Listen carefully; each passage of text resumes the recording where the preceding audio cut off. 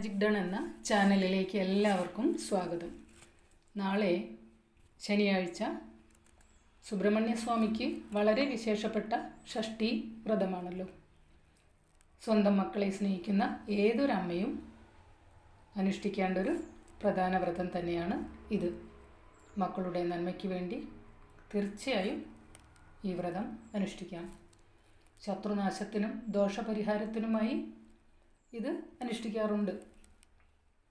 ഷഷ്ഠി തിഥിയിൽ വ്രതമെടുത്ത് സുബ്രഹ്മണ്യ ക്ഷേത്ര ദർശനം നടത്തി 108 തവണ ഓം വജദ്ഭുവേ നമ അല്ലെങ്കിൽ 21 തവണ ഓം ശരവണഭവ എന്ന മന്ത്രം ജപിക്കുന്നത് വളരെ നല്ല ഫലങ്ങൾ തരുന്നു.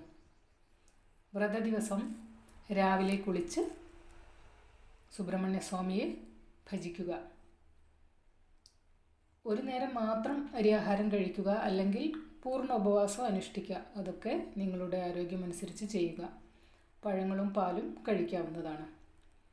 ക്ഷേത്ര ദർശനം, സുബ്രഹ്മണ്യ ക്ഷേത്രങ്ങളിൽ ദർശനം നടത്തുക, പായസ വഴിപാടുകൾ നടത്തുക. ഇനി ക്ഷേത്രത്തിൽ പോകാൻ കഴിയുന്നില്ലെങ്കിൽ സ്വന്തം വീട്ടിൽ തന്നെ,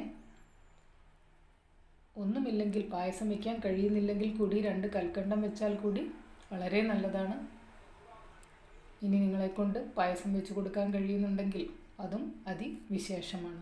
മക്കളുടെ നന്മയ്ക്ക് വേണ്ടി തീർച്ചയായും നാളെ ഈ വ്രതം അനുഷ്ഠിക്കുക.